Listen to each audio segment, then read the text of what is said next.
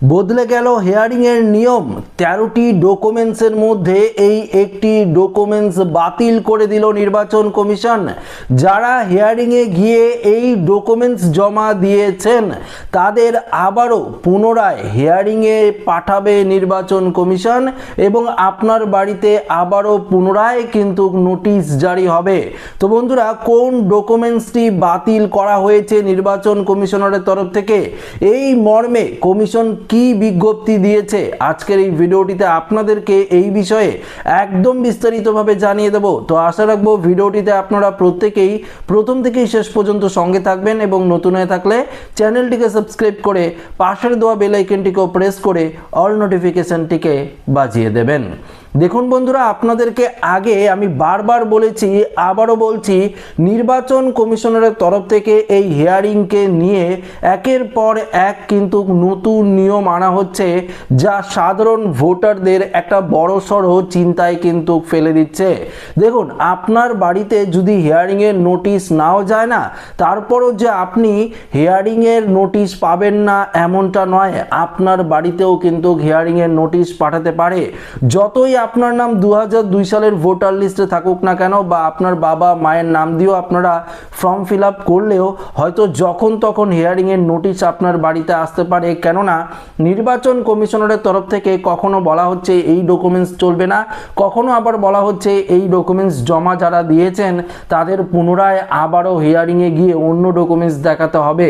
তো আজকের এই প্রতিবেদনে আপনাদেরকে এমনই একটি গুরুত্বপূর্ণ আপডেট দেব, যেটি আপনারা শুনলে প্রত্যেকেই হয়তো চমকে উঠবেন। দেখুন, এই মুহূর্তে কমিশনারের তরফ থেকে যে আপডেটটি উঠে এসেছে সেটি নিয়ে আলোচনা করছি। এসআইআর এর শুনানিতে ডাক পাওয়ার পর প্রমাণপত্র হিসাবে ডোমিসিয়াল সার্টিফিকেট জমা দিয়েছেন বহু ভোটার। সেই সব শংসাপত্র আর প্রমাণ্য নথি বলে গ্রহণযোগ্য হবে না। কি বলছে নির্বাচন কমিশন, এটাই আজকের ভিডিওতে আপনাদেরকে জানাবো। দেখুন বন্ধুরা, আগে আপনাদেরকে জানিয়েছিলাম যে পশ্চিমবঙ্গের কালনায় এমন কিছু ঘটনা ঘটেছে যেখানে কয়েকজন ব্যক্তি তাদের নিজের জমির দলিল দেখিয়েও কিন্তু এসআইআর এর যে হিয়ারিং রয়েছে সেই হিয়ারিংয়ে কিন্তু সেটি গ্রহণযোগ্য হবে না, এমনটাই জানিয়ে দিয়েছে ইআরও বা এইআরও। হঠাৎ করে কেন নির্বাচন কমিশনারের তরফ থেকে এই সিদ্ধান্ত নেওয়া হয়েছে? আবারও দেখুন, ডোমিসিয়াল সার্টিফিকেটও কিন্তু গ্রহণযোগ্য নয়, যেটি নির্বাচন কমিশনারের যে 13টি নথির লিস্টে ডোমিসিয়াল সার্টিফিকেটের কথাও তো বলা হয়েছে, তাই তো কেন এই ডোমিসিয়াল সার্টিফিকেটও গ্রহণ করা হচ্ছে না? কমিশনারের তরফ থেকে এখানে বলা হয়েছে, দেখুন পরিষ্কার বলেছে, খসড়া ভোটার তালিকা প্রকাশের পর 2002 সালের ভোটার তালিকায় নিজের বা আত্মীয়ের নাম থাকা বা নো ম্যাপিং ভোটারদের নোটিশ পাঠানো শুরু করেছে কমিশন। বলা হয়েছিল কমিশনারের নির্ধারিত 13টি নথির মধ্যে যে কোনো একটি নথি জমা দিয়ে নিজেকে ভারতীয় ভোটার হিসাবে প্রমাণ করতে হবে। শুনানিতে ডাক পাওয়া সংশ্লিষ্ট ব্যক্তিকে 13টি নথির মধ্যে একটি নথি আপনাদের দিয়ে কিন্তু সেটি প্রমাণ করতে হবে। তার মধ্যে কিন্তু রাজ্য সরকারের জারি করা স্থায়ী ঠিকানা বা বাসস্থান সংক্রান্ত শংসাপত্রকেও কিন্তু মান্যতা দিয়েছে নির্বাচন কমিশন। এমনকি এই সার্টিফিকেট কোন আধিকারিকের স্তরে ইস্যু করা হয় তা জানতে রাজ্যকে চিঠি লিখেছিল মুখ্য নির্বাচনী আধিকারিক দপ্তর।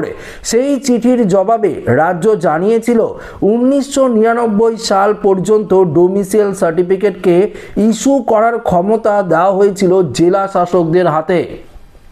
ব্যাপারটা আপনাদেরকে আরেকটু পরিষ্কার জানিয়ে দিই।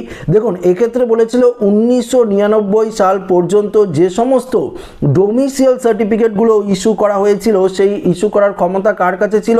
জেলা শাসকদের হাতে, এমনটাই জানিয়ে দিয়েছে রাজ্যের মুখ্য নির্বাচনী আধিকারিক। তারপর এই শংসাপত্র ইস্যু করেন ডিএম, অর্থাৎ অতিরিক্ত জেলা শাসক ও মহকুমার শাসক বা এসডিও, যারা এসআইআর এর কাছে অর্থাৎ এসআইআর এর এই কাজে ইআরওর দায়িত্ব পালন করছে। করছে। রাজ্যের তরফে এই চিঠি পাওয়ার পরই ডোমিসাইল সার্টিফিকেট গ্রহণযোগ্য হবে না তা জানতে চেয়ে দিল্লিতে নির্বাচন কমিশনারের কাছে চিঠি পাঠিয়েছে সিও অফিস। সূত্রের খবর, সেই চিঠির পরিপ্রেক্ষিতে নির্বাচন কমিশন সিদ্ধান্ত নিয়েছে ডোমিসাইল সার্টিফিকেট এক্ষেত্রে প্রমাণ্য নথি হিসেবে গ্রহণযোগ্য হবে না। কিন্তু কমিশনারের যুক্তি, রাজ্যে জারি করা স্থায়ী ঠিকানা বা বাসস্থান সংক্রান্ত শংসাপত্র বলতে যা বোঝায় তা ডোমিসাইল সার্টিফিকেট নয়। তো বুঝতেই পারলেন বন্ধুরা, কখনো বলছে ডোমিসাইল সার্টিফিকেট চলবে, আবার কখনো বলছে ডোমিসাইল সার্টিফিকেট চলবে না। এটি কিন্তু একটা হিয়ারিংকে নিয়ে একটা অন্যরকম কিন্তু উদ্বেগজনক বিষয় তৈরি হয়েছে।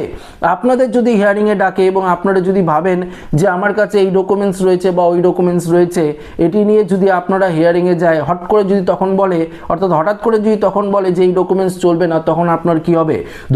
ধরুন আপনি হিয়ারিংয়ে গেছেন এবং গিয়ে এই ডোমিসাইল সার্টিফিকেটটি জমা দিয়ে এসেছেন, তখন সেটি নিয়েছিল, এখন বলছে ডোমিসাইল সার্টিফিকেট চলবে না বা এখন গ্রহণযোগ্য হবে না, আবারও আপনাকে শুনানিতে ডাকা হবে, তখন আপনার কেমন লাগবে বন্ধুরা? এটি কিন্তু এই আপডেটে পরিষ্কারভাবে জানিয়ে দিয়েছে এক্ষেত্রে তা গ্রহণযোগ্য নথি বলে গণ্য করা হতে পারে না। কমিশন নির্ধারিত 13টি নথির বাইরে অন্য নথি জমা দেওয়ার ক্ষেত্রেও নিষেধাজ্ঞা জারি হতে পারে বলে খবর। যারা শুনানিতে গিয়ে ইতিমধ্যেই ডোমিসাইল সার্টিফিকেট জমা দিয়েছেন তাদের ফের শুনানির জন্য ডাকা হতে পারে বলে জানা যাচ্ছে। কমিশন সূত্রে খবর, এসআইআর এর ভোটার শুনানিতে বহু ভোটাররা শুনানিতে গিয়ে ডোমিসাইল সার্টিফিকেট জমা দিয়েছেন, তা জমাও নেওয়া হয়েছে। প্রথমে কমিশন জানিয়েছে এই সমস্ত সার্টিফিকেট গ্রহণযোগ্য কিনা তা যাচাই করবে ডিইও বা জেলা শাসক, কিন্তু সেই সব শংসাপত্র আর প্রমাণ্য নথি বলে গ্রহণযোগ্য হবে না, এমনটাই খবর দিয়েছে নির্বাচন কমিশন। তো বুঝতেই পারলেন বন্ধুরা, আগেই আপনাদেরকে বলেছিলাম যখন তখন নির্বাচন কমিশনারের তরফ থেকে নিয়ম পরিবর্তন করা হচ্ছে এই এসআইআর এর হিয়ারিংকে নিয়ে, যেটা আপনাদেরকে আগেই জানালাম ভিডিও শুরুতেই যে কয়েকজন ব্যক্তি নিজের বাসস্থানের যে জমির কাগজ রয়েছে সেই জমির কাগজ দেখিয়েও তারা হিয়ারিংয়ে নিজেদের নাম তুলতে পারেনি, তাদের কাছে অন্য কোনো কাগজ চা হচ্ছে। আবার দেখুন, যারা ডোমিসাইল সার্টিফিকেট জমা দিয়েছে যখন হিয়ারিং শুরু হয়েছে তখন থেকে অনেকেই তো হিয়ারিংয়ে গিয়েছেন, তো ডোমিসাইল সার্টিফিকেট জমা দিয়েছেন, সেই ডোমিসাইল সার্টিফিকেট কিন্তু তারা নিয়েছে। এরপর এখন বলছে সেই ডোমিসাইল সার্টিফিকেট গ্রহণযোগ্য হবে না। যারা ডোমিসাইল সার্টিফিকেট দিয়েছেন হিয়ারিংয়ে তাদের আবারও পুনরায় হিয়ারিংয়ের নোটিশ পাওয়া, অর্থাৎ তাদের আবারও বাড়িতে হিয়ারিংয়ের নোটিশ পৌঁছাবে এবং অন্য নথি দিয়ে তাদেরকে কিন্তু হিয়ারিংয়ে নিজেদের নাম তুলতে হবে। দেখুন, নির্বাচন কমিশনারের তরফ থেকে এই যে হয়রানি করা হচ্ছে সমস্ত ভোটারদের, এটা কিন্তু একটা খারাপ উদ্দেশ্যজনিত প্রমাণিত হচ্ছে। কেননা এই সমস্ত যদি হয়রানি হয়, সাধারণ মানুষ বা মধ্যবিত্তরা তারা কোথায় যাবে ভেবে দেখেছেন একবার?